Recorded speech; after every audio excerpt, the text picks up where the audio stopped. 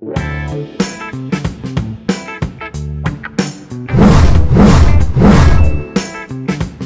problem on translation of liquid masses. So, basahin lang natin yung sample problem natin. So, an open rectangular tank has the following dimensions: 5 meters by 2 meters by 3 meters. It is filled with water to a depth of 2 meters and mounted on a truck. Determine the following. So, the maximum horizontal acceleration of the truck that will not cause the water to spill. So, walang spill over na yung volume ng water dito, and the accelerating force on the water and the volume of spilled water if the acceleration is increased to 5 meter per second. Okay, dapat pala s squared to, no? So ano pala to, no? Meter per second squared kasi acceleration. Okay, so ito yung figure natin, ito yung truck, no? So yung dimension niya is 5 meter by 3 meter. So yung dimension niya sa kabila, no, sa kabilang side, which is the width. So ito yung length, tapos ito yung height. Tapos yung width niya is yung 2 meter na dimension. Okay? So, ito yun. Tapos, yung travel ng truck, of course, papunta siya dun, no? Papunta yung direction niya. So, as the truck travels forward, so, magiging ganito mangyayari sa yung content na water, na volume of water. So, ito yung drawing actually na walang spillage. Ibig sabihin, hanggang dito lang yung line ng volume ng water, no? So, walang matatapon na tubig, kumbaga, no? So, ang gagamitin natin, of course, ito yung equation natin for translation of liquid masses. So, sinulat na natin dito actually yung mga pwede natin gamitin na equation. So, first, yung tangent theta for number 1 equals A over G, which is also equivalent dun sa dimension ng ating assume na line ng water surface. Pangalawa naman is yung second law of motion ng Newton, no? F equals ma. So, makukuha natin yung acceleration dito sa number 1. Makukuha natin si F kasi given naman yung mass. Of course, common knowledge yung density, tapos yung volume naman pwede natin kunin dito sa dimension na given. And then third is, of course, gagamitin ulit natin yung tangent theta equals A over G kasi gusto natin kunin yung, yung angle. Ano yung angle ng water surface na may matatapon na, given na may acceleration tayo na 5 meter per second squared. Tapos, para makuha natin yung volume spill or yung VS, isasubtract lang natin yung volume na natira or yung volume left dun sa volume na original. Okay? So, dito muna tayo sa number 1. Tangent theta equals A over G equals 1 meter divided by 2.5. So, saan natin nakuha yung dimensions na yan? Of course, dahil 3 meter yung height, tapos hanggang 2 meter lang naman yung depth ng tubig natin, no? So, ibig sabihin, meron kang allowance dito or space dito na 1 meter, no? So, this one is 1 meter. At tapos, yung gitna, yung kalahati, of course, no? Ito yung assumption natin. Pag walang matatapon na tubig, this is 2.5 meter, which is at the middle, no? At the middle of the length. So, ito yung triangle na mabubuo, no? So, we have a right triangle na meron kang 1 meter, tapos meron kang 2.5, tapos ito naman yung theta. So, tangent theta is just 1 over 2.5. So, ito yung nangyayari dito, no? So, yeah, A over G is just equivalent to 1 meter over 2.5 meters, which is just the tangent theta. So, para makuha natin si acceleration is equivalent lang siya dito sa 1 meter times 9.81 meter per second squared divided by, ayusin na natin yung divided by 2.5 meters. So, magkakancel dyan yung 2 meters, no? Dito tayo sa calculator natin. 9.81 na diretso divided by 2.5. That's 3.924 na meter per second squared. So, 3.924 meter per second squared na acceleration. So, again, magkakancel dito si meter tsaka si meter. So, matitira na lang is meter per second squared. So, ibig sabihin, ito yung acceleration na pwedeng i-accelerate ng truck para walang matapon dito sa kasi open to, no? Open rectangular trunk para hindi matapon yung laman na tubig. Okay? So, dito naman sa number 2, kailangan natin kunin yung force, no? Acceleration force. So, meron na tayong acceleration na 3.924. Bumultiply lang natin dun sa mass. So, yung mass, galing lang yan dito sa equation ng density. So, you have density is just equivalent to mass over volume. So, para makuha natin si mass is just equivalent to density times volume. So, density ng water is 1,000 kg per cubic meter. Ang volume naman, which is just equivalent to 5 meter by 2 meter by 2 meters. So, ito yung dimension niya, no? So, we have 5 meter, tapos yung length dito sa width na 2 meters, tapos yung depth ng tubig, which is 2 meters. So, ito yung given natin kanina, no? So, what if daw, if the truck is filled with 2 meter na depth. So, ito yun. 2 meters din yung depth dyan. So, parang yung volume na, so we have 5 meters by 2 meters na width, tapos meron kang depth na 2 meter, no? So, ito ngayon yung volume ng tubig. Okay? So, we have 5 times 2 meter na width times 2 meter na depth. So, yun yung volume, no? 5 by 2 by 2.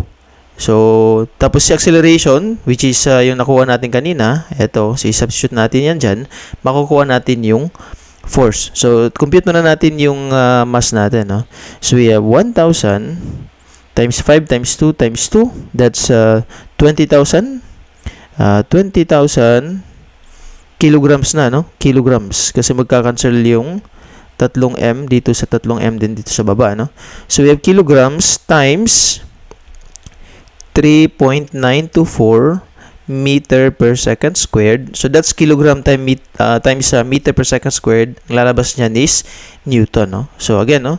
Newton is just equivalent to kilogram times meter per second squared. Yun. So, we have 20,000 times 3.924. Yan. That's 78.480 Newton. Or gawin na lang nating 78.48 kilo Newton. So, ito yung force, no? Na acceleration force na required dito sa number 2. For number 3 naman, magbabago na ngayon yung line of yung water surface. So, para may mas spill, babaguhin natin yung gawin na lang natin green, no? So, ibig sabihin, mapupunta dito yung water surface natin, no? Banda dito. Tapos, of course, may matatapon na dyan na tubig. So, kailangan natin kunin kung ano yung alpha, no? Alpha na lang yung gagamitin natin, hindi na theta, no? So, ibig sabihin, babaguhin na natin to para lang maiba dun sa kanina, no? So, this is tangent alpha, which is equivalent to A over G. Ang A natin is given as 5 meter per second squared divided by 9.81 meter per second squared. Tapos, dito tayo sa baba, no? Para makuha natin si alpha, alpha is just equivalent to tangent negative 1 of 5 divided by 9.81. Kasi pareho naman sila ng unit, no? Magkakancel lang yung dalawang unit na yan. Meter per second squared, meter per second squared. So, therefore, ito tayo sa baba. We have alpha is just equivalent to shift tangent times 5 divided by 9.81. We have 27 degrees. 27 degrees. So, yan yung alpha, no? Yan yung angle dito. So, makukuha na natin yung volume. So, pagkuha natin sa volume, dodrawing lang natin, no? Para tayong merong triangle, no? So, we have a triangle, which is 27 degrees yung dito, no? Tapos, ito naman, this is 3 meters. Tapos, ito hindi natin alam to, no? This is X. Tapos, meron tayong kadugtong dito sa kabila. Ito yung magiging volume ng tubig, no? So, this is 2 meters. This is the width of the truck. Ito yun, yung width niya kanina na dimension. So, kukunin muna natin si X. Para makuha natin si X, ita-tangent lang natin, no? So, we have tangent of 27 degrees equals 3 meters divided by X. So, that's opposite over adjacent, no? So, therefore, X is just equivalent to 3 meters divided by tangent 27. So, that's equivalent to 3 divided by tangent 27. That's 5.88 or gawin na nating 5.9, no? That's 5.9 meters. 5.9 meters yung nakuha natin na X. So, ibig sabihin nun, mali yung assumption natin na yung color green na line, no? Ibig sabihin nun, dapat nandito yung color green na line na yan, no? Dito siya banda, no? Magiging ganito lang. Kasi mag-i-extend siya ng, ito. Parang nag-extend kasi, nangyari dito, nag-extend yung value ng ano natin, X. So, therefore, ito yung 5.9. Yan. This is now your, yan, yung value na yan, this is 5.9 meters. So, ibig sabihin, pag i-drawing natin ulit yung, ano natin, so, this is 3 meters, tapos this is 5 meters. Yan, so, this is 5 meters. No, this is 5.9 meters. Yung 5 meter natin, ito yung tank. Yung open tank natin. So, this is your 5 meters. Tapos, ito naman, yung dimension niya is, this is the 0.9 meter. So, ito naman is the 3 meter. So, ang kailangan lang natin na volume dito is, ito. Ayan, i-compute natin yung volume na yan. So, para makuha natin yan, kailangan natin makuha yung value ng line na to, no? So, yung height na yan. So, which is, tatawagin natin y. So, para makuha natin si y, mag-similar triangles lang tayo. So, pwede natin i-relate si y and, ito, no, similar triangles. Y is to 0.9 and then we have 3 is to 5.9. Similar triangles lang, no? So, yung maliit na triangle na yan, tapos i-similar triangle natin sa mas malaking triangle. So, we have y over 0.9. Tapos, yan, vertical over horizontal, no? Tapos, meron tayong vertical over horizontal din sa mas malaking triangle. So, makukuha natin si y. That's, yung dimension niya is 3 times 0.9 divided by 5.9. That's 0.46. So, that's 0.46 meter. Yan. So, makuha natin yung y. Tapos, para makuha natin yung volume, so, iba na yung volume natin ngayon, no? So, i-drawing natin ulit yung volume natin. So, that's trapezoid na siya, no? Ganyan. And then, we have, yun, yung 2 meters na yan, na width. Yun. So, this is, oops, ayusin na natin. Medyo mabagal yung ano natin ngayon. This is 2 meters. Tapos, ito naman, this is 5 meters. This is 3 meters. Tapos, ito naman, this is 0.46 meter. So, kailangan na natin makuha yung volume na yan. That's equivalent to, ito yung natira, no? Volume na left. It's equivalent to volume left or VL. So, yung VL, kunin natin yung VL, that's just the area of the trapezoid times yung length natin na 2 meters. So, paano ba natin kunin yung area ng trapezoid? That's 1/2.